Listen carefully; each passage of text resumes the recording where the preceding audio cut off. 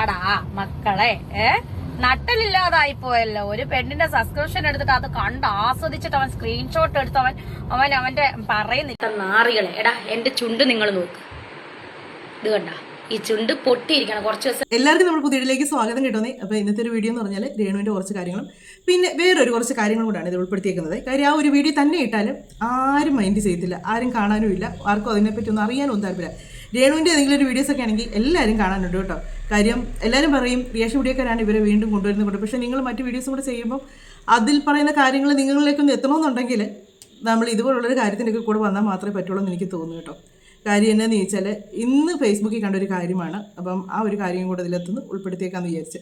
അപ്പോൾ നമുക്ക് ആദ്യം തന്നെ രേണുവിൻ്റെ കാര്യം തന്നെ നമുക്ക് തുടങ്ങാം. രേണുവിൻ്റെ കാര്യം എന്ന് പറഞ്ഞാൽ രേണു ഭയങ്കര വയലൻ്റായിട്ടും ഒക്കെ ആയിട്ട് വന്ന് എന്നതൊക്കെയോ പറയുന്നുണ്ട്. കൈവിട്ടു പോയ ഒരു കാര്യമാണ്, അതിനെപ്പറ്റിയാണ് വീണ്ടും ന്യായീകരിച്ചുകൊണ്ടിരിക്കുന്നത്. അത് തന്നെ വീണ്ടും വന്ന് പറഞ്ഞുകൊണ്ടിരുന്നിച്ച് അത് അങ്ങനെയല്ല, ഇങ്ങനെയാണ്, മറ്റതാണ്, മറിച്ചാണെന്നൊക്കെ പറയുന്നുണ്ട്. എന്നെയുള്ള നമുക്ക് ആദ്യം ഒരു കാര്യം ഒന്ന് കേട്ട് നോക്കാം. ഞാൻ ചോദിക്കുന്നത്, ഇവർ സബ് ചെയ്യുന്നത് ഇവരുടെ ആത്മാർത്ഥമുണ്ടായിട്ടാണോ ഇവരൊക്കെ വന്ന് കാണുന്നതെന്ന് തോന്നുന്നുണ്ടോ? അതിനകത്ത് പലരും പല വീഡിയോസ് എടുത്ത് പുറത്തിടും. അങ്ങനെ കിട്ടണ്ടെന്നുണ്ടെങ്കിൽ മര്യാദയ്ക്ക് വീഡിയോ ചെയ്യണം, അത്രേ ഉള്ളൂ. അതെല്ലാം കാണിക്കുകയും ചെയ്യണം. എന്നിട്ട് അത് ആരോ പറഞ്ഞാൽ പടക്കം പൊട്ടിച്ചതിനല്ല വിഷയം, പടക്കത്തിൻ്റെ സൗണ്ട് കേട്ടവർക്കാണ് കുഴപ്പം. പടക്കം പൊട്ടിച്ചവർക്കല്ലേ പ്രശ്നം, പടക്കത്തിൻ്റെ സൗണ്ട് കേട്ടവർക്കാണ് പ്രശ്നം എന്ന് പറഞ്ഞ പോലെയാണ്. ഈ വീഡിയോ ഇട്ടതോ എടുത്തതോ ഒന്നുമല്ല പ്രശ്നം, ഇത് പുറത്തോട്ടെടുത്ത് വിട്ടവർക്കാണ് പ്രശ്നം, അത് കണ്ടവർക്കാണ് കുഴപ്പം എല്ലാം. എന്നാലും നമുക്ക് ഇവർ പറയുന്ന കാര്യം ഒന്ന് ആദ്യം നമുക്കൊന്ന് കേട്ട് നോക്കിയതിന് ശേഷം ഓരോ കാര്യങ്ങൾ പറയാം. രേണുസുധീർ വീഡിയോ ലീക്കായെന്ന് പറഞ്ഞ് ഒരുത്തൻ ഇട്ടിട്ടുണ്ട്. ഇവനൊക്കെ സബിനകത്ത് കയറിയിരുന്ന് ആസ്വദിച്ചിട്ടാണ് ഇവനൊക്കെ ഇങ്ങനെ പുറത്ത് വിടുന്നത്. സത്യം പറഞ്ഞാൽ അതൊരു ലൈവായിരുന്നു. സബിനകത്ത് ലൈവ് പോയതല്ല, ഞാൻ ആൾക്ക് പേഴ്സണലി ചാറ്റ് ചെയ്തോ വീഡിയോ കൊടുത്തതല്ല. ആദ്യം നിങ്ങൾ തെറ്റിദ്ധരിക്കരുത്. ഞാൻ ഇന്നലെ ഉച്ചയ്ക്ക് ലൈവ് പോയതാണ്, മനസ്സിലായി. ഒരുപാട് നാളായി ലൈവ് പോയിട്ട് അങ്ങനെ ലൈവ് പോയതാണ് ഞാൻ. ആ ലൈവ് പോയ വീഡിയോ ആണ് ആസ്വദിച്ചിട്ട് സ്ക്രീൻഷോട്ട് എടുത്ത് പുറത്ത് വിട്ടിട്ടുള്ളത്. നിങ്ങൾ ആരും തെറ്റിദ്ധരിക്കരുത്, ലൈവ് പോയതാണ്. അത് ലൈവ് പോയതാണെന്ന് എല്ലാവർക്കും മനസ്സിലായി. കാര്യം ലൈവിലാണല്ലോ നമ്മളോട് ഓരോന്ന് ചോദിക്കുമ്പോൾ നമ്മൾ തിരിച്ച് റിപ്ലൈ കൊടുത്തോണ്ടിരിക്കുന്നത്. അത് ലൈവ് പോയതെന്ന് എല്ലാവർക്കും മനസ്സിലായിട്ടുണ്ട്. അല്ലാതെ നിങ്ങളത് വേറെ ആർക്കെങ്കിലും അയച്ചു കൊടുത്തതാണെന്നോ അല്ലെങ്കിൽ നിങ്ങളുടെ പേഴ്സണലായിട്ട് നിങ്ങൾ വീഡിയോസ് എടുത്ത് കാണാൻ വേണ്ടി വെച്ചാണെന്നോ ഒന്നും ആരും പറഞ്ഞിട്ടില്ല. അത് നിങ്ങൾ ലൈവ് പോയതാണെന്നുള്ളത് എല്ലാവർക്കും മനസ്സിലായിട്ടുണ്ട്. അതിനെ പിന്നെയും നിങ്ങളെ വെളുപ്പിക്കാൻ വരുമ്പോഴത്തേനാണ് കൂടുതൽ വീണ്ടും വീണ്ടും വീണ്ടും നിങ്ങൾ റിയാക്ട് ചെയ്യേണ്ടി വരുന്നത്. കാര്യം ഒത്തിരി പേര് നിങ്ങളെ സപ്പോർട്ട് ചെയ്യുന്നുണ്ട്, ഭയങ്കരമായിട്ട് സപ്പോർട്ട് ചെയ്യുന്ന കുറേ ആൾക്കാരുണ്ട്. നിങ്ങൾ കാണിക്കുന്നതൊന്നും അവരാരും കാണുന്നില്ല. പക്ഷേങ്കിൽ ഈ വന്ന് പറയുന്ന കാര്യങ്ങളിലേക്ക് കമൻറ്റ് ഇടുമ്പോഴത്തേക്ക് അത് അങ്ങനെയാണ് ഇങ്ങനെ.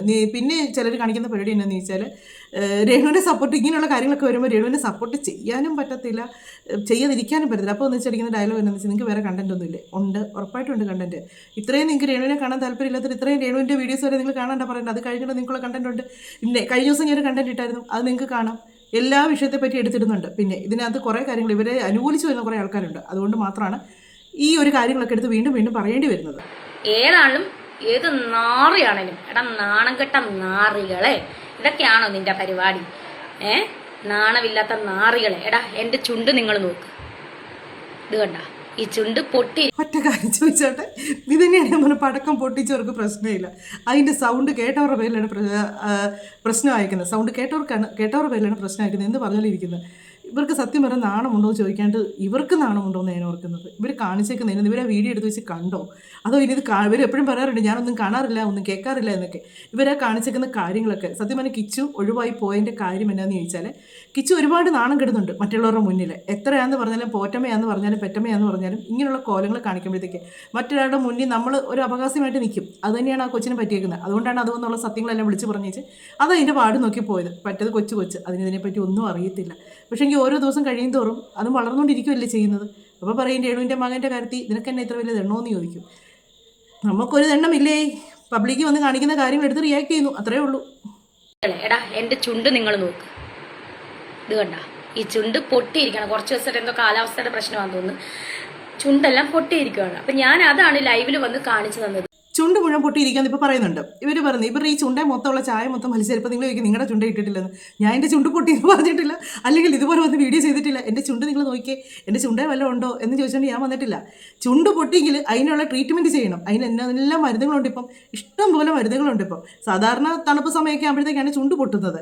ഈ ഒരു കാലാവസ്ഥയിൽ എനിക്കറിയത്തില്ല, ഇനി ഓരോരുത്തരുടെ സ്കിൻ ഓരോ രീതിക്കായിരിക്കാം. ചുണ്ടുമുഴ അല്ലെങ്കിൽ ഇവർ ഓവറായിട്ട് അതും ഇതെല്ലാം ഉപയോഗിച്ച് ഇവരുടെ ചുണ്ടിന് ഇൻഫെക്ഷൻ എന്തെങ്കിലും വന്നായിരിക്കാം. അതാണ് അങ്ങ് അടിച്ച് പരത്തിയാണ് കളറിങ് ഇടുന്നത്. അപ്പോൾ അത്രയും വരുമ്പോഴത്തേക്ക് അതിനെന്തെങ്കിലും പ്രശ്നം കൊണ്ടായിരിക്കും, റിയാക്ഷൻ പോലെ ആയിരിക്കും. എന്നാലും ചുണ്ട് പൊട്ടിയിരിക്കുന്നെന്നും പറഞ്ഞുകൊണ്ട് ലൈവിൽ വന്നിച്ച് ചുണ്ട് കൊണ്ടേ അത്രയും കാണിക്കേണ്ട കാര്യമുണ്ടോ? ആ ഒരു വീഡിയോ ഇപ്പോൾ ഇവർ പറഞ്ഞതിന് ശേഷം ഞാൻ ചുണ്ട് പൊട്ടുന്നതിൻ്റെ ഒരു കാര്യം കാണിച്ചു തരാം. അവസ്ഥയുടെ പ്രശ്നമാണെന്ന് തോന്നുന്നു, ചുണ്ടെല്ലാം പൊട്ടിയിരിക്കുകയാണ്. അപ്പം ഞാൻ അതാണ് ലൈവിൽ വന്ന് കാണിച്ചു തന്നത്, നിങ്ങളുടെ ഇങ്ങനെ കാണിച്ചു തന്നത്. മനസ്സിലായോ? നീ എന്താ ഓർത്ത ഞാൻ ഇനി ലൈവ് പോകത്തില്ല പറഞ്ഞില്ല, ഞാൻ ഇനിയും ലൈവ് പോകും. ഞാൻ എനിക്ക് നിന്നെ പേടിച്ചിട്ടേ ലൈവ് പോകാതിരിക്കാൻ പറ്റത്തില്ല. നീ വന്ന് ഇനി സ്ക്രീൻഷോട്ട് എടുത്ത് പുറത്ത് വിടടാ. നീ ഞാൻ എനിക്ക് ഇത്രയും ചിരി വന്നിരുന്നു ചോദിച്ചാല്, ഇവര് നീ ആണെങ്കിൽ ചുണയുണ്ടെങ്കിൽ പെട്ടെന്ന് ഇവരൊക്കെ നിർത്തി. കാര്യം ഇവർക്കറിയാം വെല്ലുവിളി കൂടിപ്പോയാൽ എന്നതാ സംഭവിക്കുന്നതെന്നുള്ള ഇവർക്ക് നല്ല വ്യക്തമായിട്ടറിയാം. അതുകൊണ്ടാണ് ഇവർ ആ വെല്ലുവിളിയൊക്കെ വിഴുങ്ങിയത്.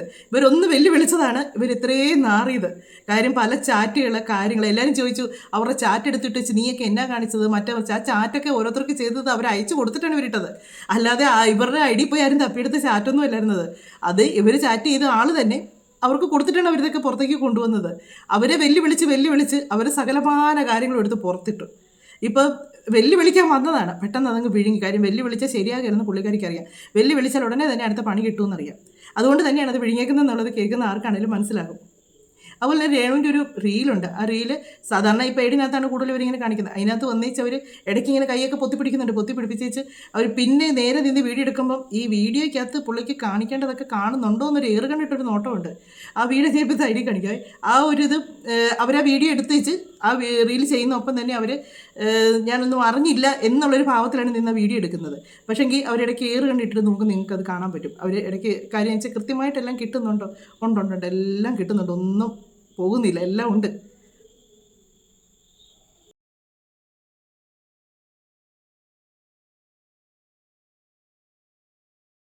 ഈ വീഡിയോ കാണിക്കുമ്പോഴത്തേക്ക് ഇവർ ചുണ്ട് പൊട്ടിയിട്ടുണ്ടെന്നാണ് പറയുന്നത്. പക്ഷേ ഇതിനകത്ത് ചുണ്ട് പൊട്ടിയതായിട്ട് നമ്മൾ കാണുന്നില്ല.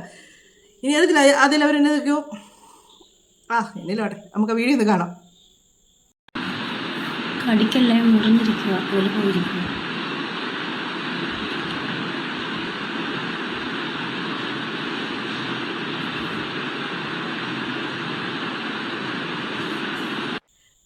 നമ്മുടെയൊക്കെ ചുണ്ട് പൊട്ടും. കൂടുതൽ ഈ കിഴക്കൻ ഏരിയയിലോട്ടൊക്കെ ചെല്ലുമ്പോഴാണ് അവിടെ ഈ ഒരു ജനുവരിയൊക്കെ ആകുമ്പോഴത്തേക്ക് ചുണ്ടെല്ലാം നല്ലപോലെ പൊട്ടും. കാര്യം എൻ്റെ അമ്മയുടെ നാട് കിഴക്കൻ ഏരിയയിൽ അവിടെ നിന്നൊക്കെ പറഞ്ഞ് ഈ ജനുവരി ആകുമ്പോഴത്തേക്ക് ജനുവരി കാറ്റെന്ന് പറഞ്ഞൊരു സംഭവമുണ്ട് കേട്ടോ. ആ ഒരു ജനുവരി കാറ്റും ആ ഒരു ഡിസംബറിലെ തണുപ്പും എല്ലാം കൂടെ ഒന്നിച്ച് വരുന്നൊരു സമയമാണത്. ആ സമയത്ത് പകൽ മൊത്തം വെയിലും വൈകുന്നേരം ആകുമ്പോഴുള്ള തണുപ്പും രാത്രിയിലെ തണുപ്പും ഈ രാവിലത്തെ തണുപ്പും ഒക്കെ ആകുമ്പോഴത്തേക്കും നമ്മുടെ ചുണ്ടെല്ലാം അങ്ങ് പൊട്ടും. ചുണ്ട് തന്നെ ഭയങ്കരമായിട്ടും നമുക്ക് ചിലപ്പോൾ ചുണ്ടിൽ ചോര വരെ വരും. അതുപോലെ ചുണ്ട് ഇങ്ങനെ വിണ്ടി കയറും. അത് ആ കാലാവസ്ഥയാണ്. ഇപ്പോഴേക്കെന്ന് പറയുമ്പോൾ അതിനുള്ളൊരു ലിപ് ബാമും ഒക്കെ ഉണ്ട്. അതൊക്കെ നമ്മൾ പറ്റി കഴിയുമ്പോഴത്തേക്ക് അതിനുള്ള മാറ്റം വരും. ഇത്രയും കാര്യങ്ങൾ ചെയ്യുന്ന ഇവർക്ക് അതൊന്നും ചെയ്യാൻ പറ്റിയില്ലേ. പിന്നെ ഈ ഒരു കാലാവസ്ഥയിൽ എങ്ങനെ എനിക്കറിയില്ല. അപ്പോൾ നമുക്ക് ഈ ചുണ്ടൊക്കെ പൊട്ടി കഴിയുമ്പോൾ അതാ പറയാൻ വന്നത്, വിട്ടുപോയി പറയാൻ വന്നാൽ ചുണ്ട് പൊട്ടി കഴിയുമ്പോഴത്തേക്ക് നമുക്ക് ചുണ്ടിൽ തൊടാൻ പറ്റത്തില്ല, ഇല്ലേ, സംസാരിക്കാൻ പറ്റത്തില്ല. ചുണ്ട് നമുക്ക് നാക്കുകൊണ്ട് അത് തൊടാൻ പോലും പറ്റത്തില്ല. ചുണ്ടക്കാരും തൊട്ട് കഴിയുമ്പോൾ അന്നേരം തുപ്പിലൊക്കെ പറ്റുമ്പോഴത്തേക്ക് ഭയങ്കര നീറ്റലായിരിക്കും. നമുക്കങ്ങ് ഒരു ചെറിയ വെള്ളം നമ്മൾ കുടിക്കുമ്പോഴത്തേക്ക് നമുക്ക് നീറ്റില്ല, ഭയങ്കര വേദനയായിരിക്കും. ആ ചുണ്ട് പൊട്ടി വേദനയുള്ള ഒരാളാണോ ആ ചുണ്ടിട്ട് ഇത്രയും കോലം കാണിക്കുന്നത്, ഇത്രയും ഗോഷ്ടി കാണിക്കുന്നത്? ആ ചുണ്ട് പൊട്ടിയ ഒരു വ്യക്തിയാണെന്ന് നിങ്ങൾക്ക് തോന്നുന്നുണ്ടോ? അത് കഴിഞ്ഞൊരു വീഡിയോ വന്ന് ഇവർ കാണിക്കുന്നുണ്ട് എൻ്റെ ചുണ്ട്, പക്ഷെ അതെൻ്റെ തേച്ച് തുടച്ചൊക്കെ എടുത്തേക്കുന്ന പോലെ തോന്നുന്നത്. ലൈവിൽ വന്നപ്പോൾ ചുണ്ട് പൊട്ടി എന്നൊക്കെ പറഞ്ഞു ഇവർ പറഞ്ഞു. ഞാൻ തന്നെ കാണിച്ചു എൻ്റെ ചുണ്ട് പൊട്ടിയതല്ലേ. അപ്പോൾ ചോദിക്കുന്നുണ്ടല്ലോ ചുണ്ടേ കടിക്കില്ലേ എന്ന് പറയുന്നുണ്ടല്ലോ. അത് തന്നെ കാര്യമായിട്ടല്ലായിരുന്നു. അത് അവിടെ നിന്ന് ആരോ ഒരാൾ ആ ഡയലോഗ് അടിച്ചിട്ടാണ് തിരിച്ചങ്ങോട്ട് പറഞ്ഞത്, എൻ്റെ ചുണ്ടേ കടിക്കില്ല, മുറിഞ്ഞിരിക്കുവാന്ന്. അപ്പോൾ ലൈവ് വരുമ്പം അങ്ങനത്തെ ഡയലോഗൊക്കെ പറയുമ്പം അതിന് തിരിച്ച് പറയുന്നതിനൊന്നും കുഴപ്പമില്ല, അതൊക്കെ നല്ല കാര്യങ്ങളാണ്. ഇത് കഴിഞ്ഞാൽ പിന്നെ ഒരു ഇത് കൂടി ഇട്ടായിരുന്നു ഇവർ. ഇത് ഇട്ടത് ഇവരുടെ ഇതിനകത്ത് സ്റ്റാറ്റസ് എടുത്തല്ലേ, അതിനകത്ത് ഇൻസ്റ്റയിൽ ഇട്ടേക്കുന്നത് ആ ഒരു വീഡിയോ ആണിത്. ആ വന്നേക്കുന്നതിനകത്തും ഇതുപോലെ തന്നെ ഇവർ വലിച്ചു കയറി പറയുന്നുണ്ട് എൻ്റെ ചുണ്ട് പൊട്ടി തന്നെ. അവരുടെ ചുണ്ടിൽ ഇട്ടേക്കുന്നതിൻ്റെ ആ ഒരു കളർ നിങ്ങൾ നോക്കി, ചുണ്ട് പൊട്ടിയ ഒരാൾ അങ്ങനെ ഇടാൻ പറ്റുമോ എനിക്കറിയത്തില്ല.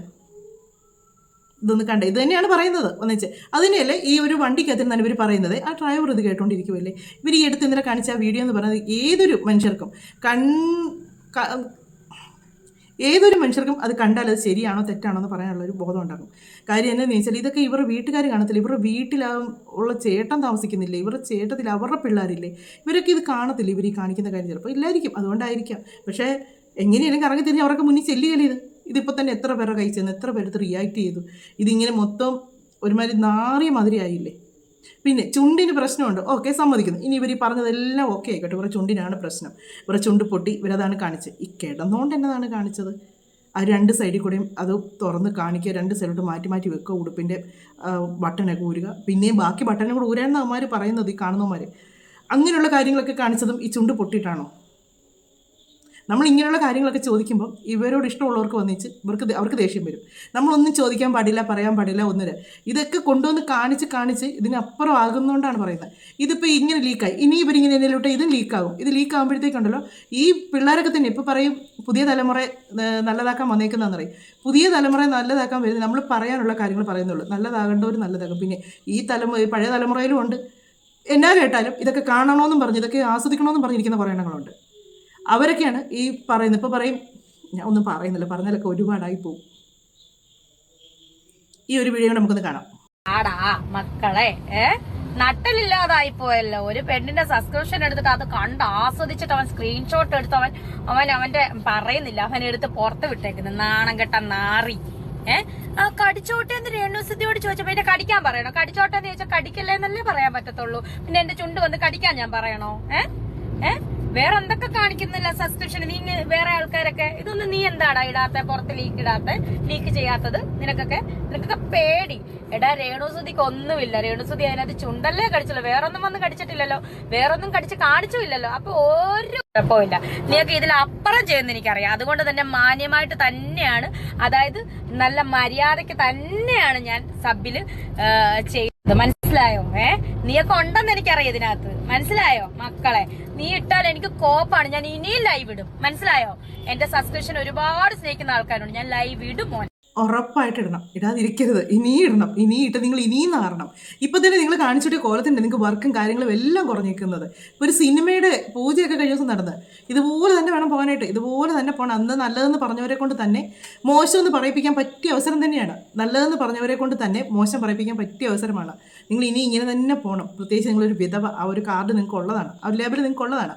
അപ്പോൾ ആ വിധവ കാർഡ് ആകുമ്പോഴത്തേക്ക് നിങ്ങൾക്ക് ആ ഒരു പേരും പറഞ്ഞുകൊണ്ട് നീക്കുക. പിന്നെ നട്ടലുള്ളവരെന്നൊക്കെ ചോദിക്കുന്നു, അവർക്ക് നട്ടലുള്ളത് കൊണ്ട് തന്നെയാണ് ഇങ്ങനെയുള്ള കാര്യങ്ങളൊക്കെ കൊണ്ടുവന്ന് അവരിട്ടത്. പിന്നെ മറ്റുള്ളവരുടെ കാര്യങ്ങൾ കഴിഞ്ഞ ദിവസം ഇറങ്ങിയായിരുന്നല്ലോ, ശരിക്കും ഇറങ്ങിയായിരുന്നല്ലോ. അതിൽ നിന്നാല് ഇതിപ്പോൾ നിങ്ങളുടെ വീഡിയോ നിങ്ങൾ വിചാരിച്ചേക്കുന്നത് റിയാക്ഷൻ വീഡിയോക്കാർ കയറി ഇരുന്ന് കണ്ടു. പക്ഷേ ഒരിക്കലുമല്ല. അവർക്ക് നിങ്ങൾ ഇത് വീഡിയോ ഉള്ളവർ തന്നെ എടുത്തിട്ട് അവരുടെ കയ്യിലോട്ട് കൊടുത്തതാണ്. ഇന്നപോലൊരു സംഭവം വന്നിട്ടുണ്ട് വേണ്ടേന്നും പറഞ്ഞോട്ട്. അപ്പോൾ നിങ്ങൾക്ക് വിശ്വസിക്കാം. നിങ്ങളുടെ കൂടെയുള്ള ആൾക്കാർ, നിങ്ങളുടെ ഇത് കാണാനിരിക്കുന്നവരെ നിങ്ങൾക്ക് പൂർണ്ണമായിട്ട് വിശ്വസിക്കാം. എന്നിട്ട് അതിനും റിയാക്ഷൻ വീഡിയോ ഇത് ഒരെണ്ണം കിട്ടിക്കഴിഞ്ഞാൽ അവരെന്നെ വിടുകയില്ല. അവരത് പബ്ലിക്കിലേക്ക് തന്നെ വിടുക തന്നെ ചെയ്യും. ഇതാണ് നിങ്ങളെന്നും പറഞ്ഞുകൊണ്ട് കാണിച്ചു കൊടുക്കുക. നിങ്ങൾ എന്നതാണ്, നിങ്ങൾ അണിഞ്ഞേക്കുന്ന മുഖംമൂടി എന്നാന്ന് കാണിക്കാൻ വേണ്ടിയാണ് ഇവരെല്ലാം ഇരിക്കുന്നത്. അതുകൊണ്ട് തന്നെയാണ് അത് വരുന്നത് ഉറപ്പായിട്ടും. ഇപ്പം നിങ്ങളെ ചുണ്ടൊക്കെ ഉണ്ടോ? ചുണ്ട് പൊട്ടിയ ചുണ്ടാണ്. ആ ഒരു വീഡിയോ നിങ്ങളിപ്പോൾ കണ്ടു കാണുമായിരിക്കും. ഈ ഇതെല്ലാം കഴിഞ്ഞതിന് ശേഷം പിന്നെയും വന്നിട്ടേക്കുന്നതാണ്.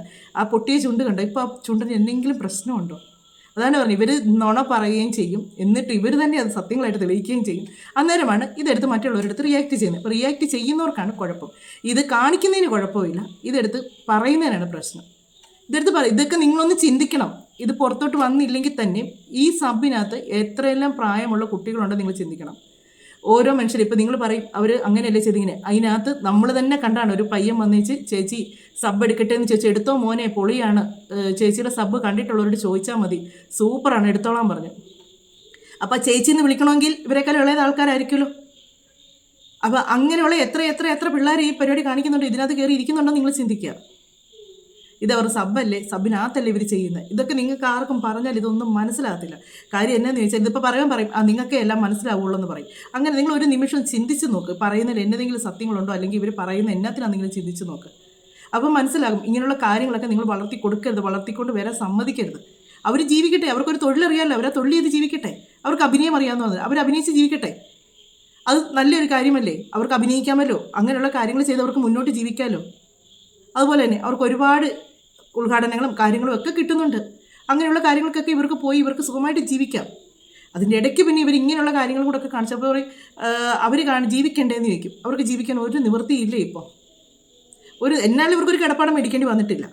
ഒരു നിവൃത്തിയില്ലാത്ത ഒരാളാണോ ഈ കാർ എടുത്തിട്ടേക്കുന്നത്? പിന്നെ അടുത്ത വില കൂടിയ കാറിന് അഡ്വാൻസ് കൊടുക്കാൻ ഇവർ തന്നെ പറഞ്ഞായിരുന്നല്ലോ, ഇവർ സാമ്പത്തികമായിട്ട് ഓക്കെ ആയി എന്ന് പറഞ്ഞായിരുന്നല്ലോ. പിന്നെ ഇവർക്ക് പണി കാണിക്കേണ്ട കാര്യമുണ്ടോ? എന്നാണേലും രേണുവിനെ സപ്പോർട്ട് ചെയ്യുന്ന കുറേ പേരുണ്ടെന്ന് അറിയാം, അവർക്കിത് ഇഷ്ടപ്പെടത്തില്ലെന്നും അറിയാം. പക്ഷേ നിങ്ങൾ ഇഷ്ടപ്പെടാതിരിക്കും, നിങ്ങൾ ഒരു നിമിഷം നിങ്ങളൊന്ന് സ്വയം ചിന്തിച്ച് നോക്കുക, അത്രയേ ഉള്ളൂ. അല്ലാതെ ഇതിനി നിങ്ങൾ ചിന്തിച്ചാലും നിങ്ങൾക്ക് മനസ്സിലാകുകയാണെങ്കിൽ ചിന്തിക്കുകയും വേണ്ട, നിങ്ങൾ എന്നാ വേണമെങ്കിലും ഇരുന്ന് പറഞ്ഞു വെക്കും. ഇതിനെ കഴിഞ്ഞ് ഞാൻ ഇനി ഒരു വീഡിയോ കാണിക്കുന്നത് എന്നാന്ന് വെച്ചാൽ, ഈ വീഡിയോ ഇവിടെ സൈഡിൽ കാണിക്കാൻ പറ്റുമോ ഇല്ലെന്ന് എനിക്ക് അറിയത്തില്ല കേട്ടോ. നമ്മുടെ യൂട്യൂബ് എന്ന് പറയുമ്പോഴത്തേക്ക് ഒരുപാട് നിയമങ്ങളുണ്ട്, കുഞ്ഞുങ്ങളുടെ കാര്യങ്ങൾ, അതുപോലെ ഒരുപാട് കാര്യങ്ങൾ നമുക്ക് കാണിക്കാൻ പറ്റത്തില്ല. പറ്റുവാണെങ്കിൽ ഈ വീഡിയോ സൈഡിൽ കാണും. ഒരു 10 വയസ്സുള്ളൊരു കൊച്ചു കിടന്ന് കാണിക്കുന്ന കാര്യങ്ങളാണ് ഈ കാണുന്നത്. 10 വയസ്സുള്ളൊരു കൊച്ചെന്ന് പറഞ്ഞാൽ ആ കൊച്ചിന് മൊബൈൽ മേടിച്ച് വെച്ചതിൻ്റെ പേരിലാണ് ആ കുഞ്ഞ് കിടന്ന് ഇത്രയും പ്രശ്നങ്ങൾ ഉണ്ടാക്കുന്നത്. അത് ആത്മഹത്യാ ഭീഷണിയാണ് മുഴക്കിക്കൊണ്ടിരിക്കുന്നത്. അവിടുന്ന് ചാടും എന്നും പറഞ്ഞുകൊണ്ട് അവിടെയുള്ള ആൾക്കാരും എല്ലാം കൂടി നിൽക്കുകയാണ്. എല്ലാ ആൾക്കാരും ഭയന്നാണ് നിൽക്കുന്നത്. അത്രയ്ക്ക് വയലൻ്റ് ആണ്. ഒന്ന് ഓർത്ത് നോക്കി, ഒരു കുഞ്ഞ് ഫോൺ കൊടുക്കാത്തതിന് അത് ആത്മഹത്യ ഭീഷണി മുഴക്കാന്ന് പറഞ്ഞ് ഒന്ന് ഓർത്ത് നോക്കി, അതിന് എത്രമാത്രം അതിന് അഡിക്റ്റ് ആയിരിക്കുന്നു. ഞാൻ ഒരിക്കലും കുഞ്ഞിനെ കുറ്റം പറയുന്നില്ല, അതിന് 10 വയസ്സേ ഉള്ളൂ.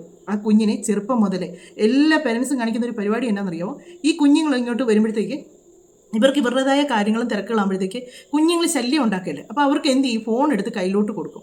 കൊടുത്തു കഴിയുമ്പോൾ കുഞ്ഞുങ്ങൾ അവിടെ ഇരുന്നോളും. അത് കണ്ട് അതിനങ്ങ് അഡിക്റ്റ് ആവുകയാണ് ചെയ്യുന്നത് കുഞ്ഞുങ്ങൾ. അതാരും മനസ്സിലാക്കുന്നില്ല. അന്നേരം കുഞ്ഞുങ്ങൾ ബഹളമില്ല, ഓക്കെ അവിടെ ഇരിക്കുന്നു. പിന്നെ ഇവർ ഈ ഫോണിന് അഡിക്റ്റ് ആവുകയാണ് ചെയ്യുന്നത്. ഞാൻ കഴിഞ്ഞ ദിവസം ഒരു വീഡിയോയിലും പറഞ്ഞായിരുന്നു, എൻ്റെ കുട്ടികൾക്കൊക്കെ ഇപ്പോഴാണ് അവർക്ക് ഫോണൊക്കെ കയ്യിലോട്ട് സ്വന്തമായിട്ട് അതിച്ച ക്ലാസ്സും കാര്യങ്ങളും അതുപോലെയുള്ള ഇതൊക്കെ വന്നപ്പോഴത്തേക്ക്, മോളാണെങ്കിൽ കോളേജിൽ കയറിയ ശേഷമാണ് അവർക്ക് സ്വന്തമായിട്ടൊരു ഫോൺ പോലും ആയത്. അതിന് മുമ്പ് അവൾ +1 +2 പഠിക്കുന്ന സമയത്തൊന്നും അവർക്കൊരു ഫോണോ കാര്യങ്ങളോ ഒന്നുമില്ല. എൻ്റെ ഫോണിലാണ് ഇവർക്ക് എല്ലാ കാര്യങ്ങളും വരുന്നത്. ഇപ്പോഴാണ് എനിക്ക് പുതിയ ഫോൺ മേടിച്ചപ്പോഴാണ് എൻ്റെ ഫോണാണ് അവർക്ക് കൊടുത്തത്, അങ്ങനെയാണ് ഉപയോഗിക്കുന്നത്. എന്നാലും അവരതിനകത്ത് ഗെയിമോ, മോളങ്ങനെ ചെയ്തുകൊണ്ടിരിക്കത്തില്ല, മോനേ ഉള്ളൂ, അവന് ഗെയിമോ കാര്യങ്ങളോ എന്തെങ്കിലുമൊക്കെ അതിനകത്ത് ചെയ്തുകൊണ്ടിരിക്കുകയാണെങ്കിൽ അവനെ ഞാൻ എപ്പോഴും ശ്രദ്ധിച്ചാണ് ഞാൻ നിൽക്കുന്നത്. ഇവനൊരു ഇത്ര മണിക്കൂർ കൂടുതൽ ഫോൺ ഉപയോഗിക്കുന്നതെന്ന് കണ്ടു കഴിഞ്ഞാൽ ഇവന് എന്നേലും ഒരു ജോലിക്ക് ഞാൻ വിളിക്കും എൻ്റെ കൂടെ തന്നെ. എടാ തേങ്ങ ഒന്ന് ചെറുതി തന്നേ, അല്ലെങ്കിൽ ഇതേണ്ട അവിടെ ഇരിക്കുന്ന ഇങ്ങനെ എടുത്തേ, അല്ലെങ്കിൽ അത് ചെയ്തേ. അപ്പോൾ പറയും ഈ അമ്മ ഭയങ്കര സാധനമാണ്, അമ്മയ്ക്കൊരു പണിയില്ല, മനഃപൂർവ്വം ആയിക്കോട്ടെ. അങ്ങനെയൊക്കെ അവൻ ചിന്തിച്ചാലും ഒന്നും കുഴപ്പമില്ല. ഞാൻ എന്നിട്ട് പിന്നെ എന്നേലൊക്കെ വർത്താനം പറയും ഇവരുടെ എന്നേലൊക്കെ ചോദിക്കാൻ. പിന്നെ അന്നേരം അങ്ങനെ നമ്മൾ ഇത്രയും മുതിർന്ന കുട്ടിയായിട്ട് പോലും ഞാൻ അത്രയും കാര്യങ്ങൾ അവർക്ക് ഫോൺ ഉപയോഗിക്കാതിരിക്കാനുള്ളത് ചെയ്യും. ഈ കുഞ്ഞുങ്ങളെ കൊണ്ട് എന്നതെല്ലാം നമുക്ക് നമ്മുടെ കൂട്ടത്തിരുത്തി പറയിപ്പിക്കാം. കുഞ്ഞു പിള്ളേരെ കൊണ്ട് ഒന്നുമല്ലേ, അവരെ കൊണ്ട് ഒരു പടം വരപ്പിക്കുക. അവർ ചിലപ്പോൾ വരയ്ക്കുന്നൊന്നും വലിയ ഭംഗിയൊന്നും കാണത്തില്ല, പക്ഷെ നമ്മളൊന്ന് പ്രോത്സാഹിപ്പിച്ചുക. എന്നാ രസമാണ് കാണാനായിട്ട്, എന്നാ ഭംഗിയാണ്. ആ കൊച്ചിനുടനെ ഒന്നും കൂടെ തോന്നും ഒരു പടവും കൂടെ വരയ്ക്കാവുന്ന. അപ്പം അങ്ങനെ നമ്മൾ അതുങ്ങളെ എടുത്ത് വെച്ച് പിന്നെയാണെങ്കിലും നമ്മൾ അടുക്കള ജോലി ചെയ്യുന്ന സമയത്ത് ഒരു മോനെ പടം ഒന്ന് വരച്ച്, അല്ലെങ്കിൽ മോളെ പടം ഒന്ന് വരച്ച് വരുമ്പോൾ ആ കുഞ്ഞിനെ ഇന്നലെ നമ്മൾ പ്രോത്സാഹിപ്പിച്ചാണ് അതിൻ്റെ മനസ്സിരിക്കുന്നത്. അപ്പോൾ അത് വീണ്ടും ആ പടം വരയ്ക്കാനായിട്ട് തുടങ്ങത്തേ ഉള്ളൂ. അങ്ങനെ എൻ്റെ പിള്ളേരോടും ചെയ്ത കാര്യങ്ങളൊക്കെയാണ് ഞാൻ പറഞ്ഞത് കേട്ടോ. കാര്യം കൊറോണ സമയം എന്ന് പറയുന്ന സമയത്ത്, ക്ലാസ്സില്ലാത്ത സമയത്ത് ഭയങ്കര ഒന്നത് കൊച്ചു പിള്ളേരോടാണെങ്കിൽ തമ്മിൽ എല്ലാ കാര്യത്തിനും വഴക്കും ബഹളമായിരിക്കും. എത്ര നമ്മൾ ശ്രദ്ധിച്ചെന്ന് അവർ എന്നേലൊക്കെ കാര്യത്തിന് അടിയും ബഹളമായിരിക്കും. ഇവിടെ കൂടുതൽ ആ സമയത്ത് ഒരു വഴക്കുണ്ടാക്കേണ്ടത് റിമോട്ടിനായിരുന്നു. റിമോട്ട് ഒരാൾ കാണുന്ന ഒരാൾക്ക് ഇഷ്ടപ്പെടത്തില്ല. അങ്ങനെ ഇവർ വഴക്കുണ്ടാക്കുന്ന സമയത്ത് ഞാൻ ഇവർക്ക് കളറിൻ്റെ ബുക്ക് മേടിച്ച് വെച്ചിട്ടുണ്ടായിരുന്നു. പിന്നെ കുറേ അല്ലാതെ സൈസ് ഡ്രോയിങ് ബുക്ക്. അന്നേരമൊക്കെ ഇവർ ഇച്ചിരി മുതിർന്ന ക്ലാസ്സിലാണ്. മോള് 8ലാണ്ടായിരുന്നു തോന്നുന്ന സമയത്ത്, അത്രയും 8ാം ക്ലാസ് പഠിക്കുന്ന സമയമാണ്. അപ്പോൾ ഞാൻ പറഞ്ഞു നിങ്ങൾ പടം വരയ്ക്കുന്നുണ്ട്. അപ്പോൾ അവൻ വരയ്ക്കുന്നുണ്ടപ്പോഴത്തേക്ക് അവൾക്കും വരയ്ക്കണമെന്ന് തോന്നി. അവളുടേതായ ഭാവനയിൽ ഇച്ചിരി വലുതായിട്ട് വലിയ കിളിയും കാര്യങ്ങളൊക്കെ അവൻ്റേതായ രീതിക്ക് കാർട്ടൂണായിട്ടുള്ള ഓരോ പടങ്ങളും കാര്യങ്ങളൊക്കെ അവൻ വരയ്ക്കാൻ തുടങ്ങി. അത് ഇപ്പോഴും ഓരോ റൂമിൽ അത് ഒട്ടിച്ച് വെച്ചിട്ടുണ്ടെന്നുള്ളതാണ്. ഞാൻ എൻ്റെ പഴയ ഒരു ഹോം ടൂറിനകത്തേക്കും കാണിച്ചിട്ടുണ്ട്, ഇവർ ചെറുപ്പത്തിൽ വരച്ച പടങ്ങളാണെന്നും പറഞ്ഞുകൊണ്ട്. അപ്പോൾ അങ്ങനെ നമ്മളത് അവനത് വരച്ച ചെല്ലു ചമ്മയത് എങ്ങനെയുണ്ട്, എനിക്ക് നല്ല ജോലിയാണ് അടുക്കള നേരം. ഞാൻ ശ്രദ്ധിക്കുന്നില്ലേ പോലെ, പടം ശരിക്കും ഞാൻ കാണുന്നില്ലേ പോലെ ഞാൻ പറയും അടിപൊളിയായിട്ടുണ്ട്, എന്നെ രസമായിട്ട് ചെയ്തേക്കുന്ന മിടുക്കനായിട്ടോ മോൻ ബാക്കി കൊണ്ട് ചെയ്യുന്നു പറയുമ്പോൾ അവർക്ക് പിന്നെ റിമോട്ടിൻ്റെ കാര്യം അവരങ്ങ് മറന്നുപോയി. അത് മറന്നു പോയിട്ട് അവർ ഈ പടം വരയ്ക്കുക. കുറേ പടങ്ങൾ അവരെ സമയത്ത് ഇങ്ങനെ വരച്ച് വെച്ചാൽ തീർന്നു കഴിയുമ്പോഴത്തേക്ക് ഞാൻ പഴയ ബുക്കുകൾ എടുത്ത് കൊടുത്തു. ഇവരുടെ പഴയ ബുക്കുകൾ കുറേ എഴുതി തീർന്ന് എത്രയാണ് പിള്ളേരൊക്കെ പഠിച്ച് കഴിയുമ്പോഴത്തേക്ക് കുറേ എഴുതി തീർന്ന് കുറച്ച് പേജുകൾ കാണും. ഞാൻ എന്നാന്ന് വെച്ചാൽ ആ ബാക്കിയുള്ള പേജ് മൊത്തം ഞാൻ കട്ട് ചെയ്ത് വെക്കും. കട്ട് ചെയ്ത് വെച്ചാൽ അതൊരു ബുക്കാക്കി ഞാൻ എടുക്കാറുണ്ട്, ഇവർക്ക് എന്തെങ്കിലുമൊക്കെ എഴുതി പഠിക്കാനും അല്ലെങ്കിൽ പടം വരയ്ക്കാൻ അങ്ങനെയുള്ള കാര്യങ്ങൾക്കൊക്കെ ആയിട്ട്. അപ്പോൾ ആ ബുക്കുകൾ എടുത്ത് കൊടുത്തപ്പോഴത്തേക്ക് അവരത് വീണ്ടും വരയ്ക്കാൻ തുടങ്ങി. അങ്ങനെ ഓരോരോ കാര്യങ്ങൾ ചെയ്യാൻ തുടങ്ങി. അങ്ങനെ എന്നതെല്ലാം കാര്യങ്ങൾ നമുക്ക് കൊടുക്കാം. അതുപോലെ നമ്മൾ മിറ്റം തൂക്കാൻ ഇറങ്ങുമ്പോഴത്തേക്ക്, പക്ഷേ പേരൻസും ജോലി ചെയ്യുന്നവരൊക്കെ ആയിരിക്കണം, എന്നാലേ ഇതൊക്കെ നടക്കുകയുള്ളൂ. അല്ലാതെ അവർ മടി പിടിച്ച് ഫോൺ കൊണ്ടിരിക്കുന്നവരാണെങ്കിൽ ഒരു കാര്യങ്ങളും നടക്കുകയില്ല. ആ കാർഡ് വരയ്ക്കാൻ ഇറങ്ങുമ്പം ആ കാർഡ് അവരെ കൊണ്ട് ചെറിയ കാർഡുകളൊക്കെ മുറ്റത്തെ കാർഡുകൾ വരപ്പിക്കുക, ചെടിച്ചട്ടിയിൽ അങ്ങനെയൊക്കെ ചെയ്യുമ്പോഴത്തേക്കുണ്ടല്ലോ പിള്ളേർക്ക് അതിനോടൊക്കെ ഒരു മൈൻഡ് വരും. അതേസമയം എപ്പോഴും ഈ ഫോൺ കൊടുത്ത് ആ കൊച്ചു, സത്യം പറഞ്ഞാൽ ആ ഒരു പോലീസുകാരുടെ ഒറ്റ ഒരു ഇതിലാണ് ആ കുഞ്ഞിനെ രക്ഷപ്പെടുത്താൻ പറ്റിയത്. ആ പോലീസുകാരുടെ ബുദ്ധിയുടെ അവരിതുകൊണ്ട് അവരെന്നിട്ട് ലാസ്റ്റ് ഫോൺ ഇങ്ങിത്താ കൊടുക്കാമെന്ന് പറഞ്ഞുകൊണ്ട് വേറെ ഒരാളുടെ കൈ കൊടുത്തു കൊടുപ്പോൾ ഇത് അപ്പുറത്തെ സൈഡിട്ട്. അപ്പോൾ ആൾക്കാർ ചുറ്റും നോക്കുകയാണെങ്കിൽ മനുഷ്യർക്കുണ്ടാകുന്നൊരു ബുദ്ധിമുട്ടുകൾ നോക്കുകയാണ്. ഈ വീട്ടുകാർ കാണിച്ചു വെച്ച് ഈ കോലത്തിന് ആ പോലീസുകാർ, നാട്ടുകാർ ഇത്രയും പേരാണ് കിടന്ന് കഷ്ടപ്പെടുന്നത്. ഇത് കണ്ടു നിൽക്കും ആരെങ്കിലും. ഒരു കുഞ്ഞിങ്ങനെ കാണിക്കുന്ന അതിന് എന്തെങ്കിലും സംഭവിക്കുന്ന ഒരു മനസാക്ഷിയുള്ള ഒരു മനുഷ്യർക്ക് നോക്കി നിൽക്കാൻ പറ്റത്തില്ല. ആ പോലീസുകാരുടെ ഒരു വെപ്രാളം കാണണം. അവരൊക്കെ കിടന്ന് എത്രമാത്രം കഷ്ടപ്പെട്ടാണ് ഇത് ചെയ്ത് ഈ കുഞ്ഞിനെ ഇങ്ങനെ ആക്കിയതാരാണ്? അതിൻ്റെ പേരൻസ്. പക്ഷെ ഇത് അനുഭവിക്കുന്നവരാരാ കൂടുതലും? ഇങ്ങനെയുള്ള പോലീസുകാരും അല്ലെങ്കിൽ ഫയർഫോഴ്സിൻ്റെ അങ്ങനെയുള്ളവരൊക്കെയാണ് ഇത് അനുഭവിക്കുന്നത്. അതൊന്നും മനസ്സിലാക്കിയില്ല. ആ 10 വയസ്സുള്ളൊരു കൊച്ചിനെ അതുപോലെ അഡിക്റ്റ് ആക്കിയിട്ടാണ്. ആ കുഞ്ഞിനെ ഒരിക്കലും കുറ്റം പറയാൻ പറ്റത്തില്ല. ആ കുഞ്ഞിനെ ഒരിക്കലും കുറ്റം പറയാൻ നമുക്ക് പറ്റത്തില്ല. ആ കുഞ്ഞിനെ ഒരു വഴക്കോ അല്ലെങ്കിൽ അതിനോടൊന്ന് ദേഷ്യപ്പെടാൻ പോലും പറ്റത്തില്ല. അത് ആ പേരൻസാണ് അതിനെ അങ്ങനെ ആക്കിയെടുത്തത്. ആ ഒരു വീഡിയോ കണ്ടപ്പോഴത്തേക്കും എനിക്ക് സത്യം പറഞ്ഞാൽ കണ്ടുകൊണ്ടിരുന്നപ്പോഴത്തേക്കും എനിക്ക് ഭയങ്കര ടെൻഷൻ തോന്നി, ഈ കുഞ്ഞിനി ചാടുമോ, ഇതെന്തെങ്കിലും കാണിക്കുമോ എന്നൊരു തോന്നി. ആ കുഞ്ഞിനെ അത്രക്കേറെ കെയർ ചെയ്ത് അവരിറക്കിയതാണ് കണ്ടപ്പോഴത്തേക്കാണ് കേട്ടോ. നമുക്ക് ഇത് പെരുമ്പടത്ത് പോലീസ് എന്നാണ് കൊടുത്തേക്കുന്നത്. ആ കുഞ്ഞിനെ അതിൽ നിന്ന് പിന്തിരിപ്പിച്ചത്. അത് ഞാൻ പറയില്ല, വീഡിയോ ഇതിന് സൈഡിൽ വെക്കാൻ പറ്റണേ ഇത് വെക്കാം, നിങ്ങൾക്ക് അന്നേരം കാണാൻ പറ്റുമോ പോലീസുകാർ കിടന്ന് അനുഭവിക്കുന്ന ഒരു ബുദ്ധിമുട്ടുകൾ. എന്നാണേലും ഇനി വരുന്ന തലമുറയിലുള്ള കുഞ്ഞുങ്ങളെയാണെങ്കിൽ ഈ ഫോൺ ഉപയോഗം ഒരുപാട് കുറപ്പിച്ചേച്ച് അവരെ കൊണ്ട് മറ്റു കാര്യങ്ങളൊക്കെ ചെയ്യിപ്പിക്കുകയും, ഒന്നും വേണ്ട, നമ്മൾ അടുക്കള ജോലി ചെയ്യുമ്പോൾ നമ്മുടെ കൂടെ ഓരോന്നും ചെയ്യിപ്പിച്ചാൽ മതി. എന്നേലും കാര്യങ്ങളൊക്കെ കുഞ്ഞുങ്ങളെ കൊണ്ട്, അല്ലെങ്കിൽ കുഞ്ഞല്ലേ എങ്ങനെ ചെയ്യിപ്പിക്കും എന്നോർത്തിരിക്കേണ്ട കാര്യമില്ല. ഒന്നും വേണ്ട, നമ്മൾ ചെയ്യുന്ന സമയത്ത് ഒരു ഉള്ളി പൊളിക്കാൻ കുഞ്ഞുങ്ങളെ അതിലോട്ട് കൊടുക്കുക. അങ്ങനെ ഓരോരോ ചെറിയ ചെറിയ കാര്യങ്ങൾ കൊടുക്കുമ്പോഴത്തേക്ക് അവർ അതിൽ കൂടുതൽ ഇൻട്രസ്റ്റ് ആകും. അപ്പോൾ ഈ ഫോൺ എന്നുള്ള കാര്യം അവർക്ക് ഒഴിവായി കിട്ടും. അവർക്ക് ഇനി നിങ്ങൾക്ക് കുഞ്ഞുങ്ങൾക്ക് ഫോൺ കൊടുക്കുന്നത് അവർക്ക് ഒരു ഇച്ചിരി നേരമൊക്കെ ഒന്ന് ഉപയോഗിക്കാൻ കൊടുത്തതിന് ശേഷം അത് മാറ്റി വെക്കുക. അത് ഉപയോഗിക്കാൻ കൊടുക്കണമെന്ന് ഞാൻ ഒരിക്കലും പറയുന്നില്ല, ഉപയോഗിക്കാൻ കൊടുക്കാതിരിക്കുന്നതാണ് ഏറ്റവും നല്ലത്. കാര്യം എന്നാന്ന് വെച്ചാൽ അതിൻ്റെ ആവശ്യമില്ല. പിന്നെ ഈ ബാലരമ പോലുള്ള കാര്യങ്ങളൊക്കെ മേടിച്ച് അത് വായിക്കാൻ പറയാം. അതിലെ കഥകളൊക്കെ വായിക്കുമ്പോഴത്തേക്ക് അവർക്ക് പിന്നെ ആ കഥകൾ കേൾക്കാനും എടുക്കാനൊക്കെ ആയിരിക്കും കൂടുതൽ താല്പര്യം വരുന്നത്. ഈ ഫോണും കാര്യങ്ങളൊക്കെ അവർ ശരിക്കും അങ്ങ് മാറും. ഇവർക്ക് ഇനി ഗെയിം കളിക്കാൻ വേണ്ടിയാണ് ഇത് ചോദിക്കുന്നത്. ഇവർ മൊത്തം ഇപ്പോഴുള്ള, ഞാൻ പറയും, എൻ്റെ ഇത്രയും വലിയ മോൻ പോലും ചില സമയത്ത് ഇരുന്ന് അതും കൊണ്ടിരുന്ന ഗെയിമാണ്. അപ്പോൾ അവനോട് ഞാൻ ചോദിക്കും, അവനിപ്പോഴും കാർട്ടൂൺ കാണാറുണ്ട്, അതൊക്കെയാണ് വലിയ കഥകളാണെന്നാണ് പറയുന്നത്. അത് കുറച്ച് നേരം കണ്ടു കഴിയുമ്പോഴത്തേക്ക് പറയും മതി, ഇനി നിർത്ത്, വേറെ വല്ല പരിപാടി നോക്ക് എന്ന് പറയും.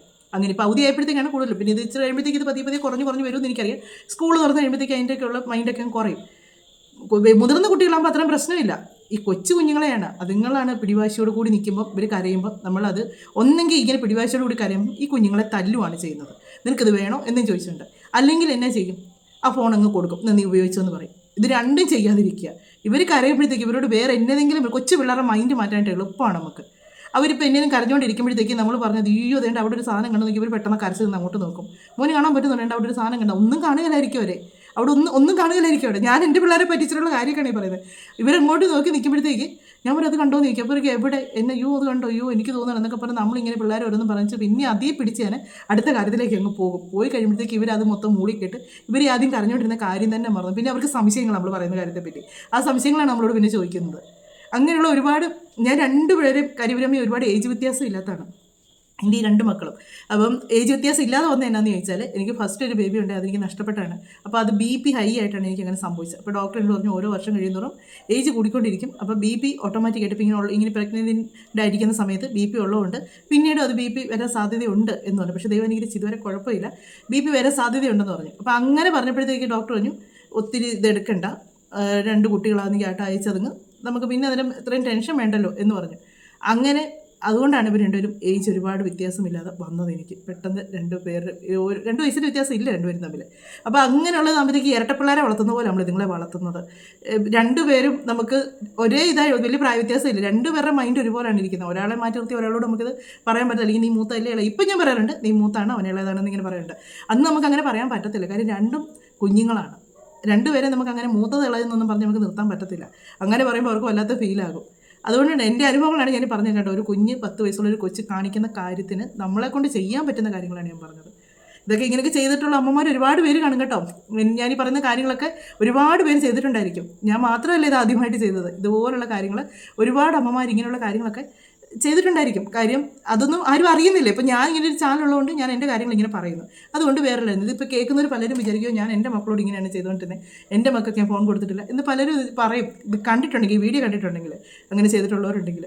എന്നാണേലും ഇന്നത്തെ ഒരു വീഡിയോയിൽ ഇതും കൂടെ ഉൾപ്പെടുത്തിയത് എന്നാന്ന് ചോദിച്ചാൽ ഇത് തന്നെ ഇട്ടാൽ നിങ്ങൾ ആരും കണ്ടെന്ന് വരികയില്ല. അതുകൊണ്ടാണ് ഇതും കൂടെ എൻ്റെ കൂടെ ഉൾപ്പെടുത്തിയിരിക്കുന്നത്. മറ്റൊരു വീഡിയോയിലൂടെ മറ്റു കാര്യങ്ങളൊക്കെ ആയിട്ട് നമുക്ക് കാണാം കേട്ടോ. വീഡിയോ ഇഷ്ടമായെങ്കിൽ സബ് ചെയ്യുക, ലൈക്ക് ചെയ്യുക, പിന്നെ ഹൈപ്പും കൂടെ ചെയ്യാൻ മറക്കരുതേ. നമുക്ക് മറ്റൊരു വീഡിയോയിലൂടെ മറ്റു കാര്യങ്ങളൊക്കെ ആയിട്ട് നമുക്ക് കാണാം.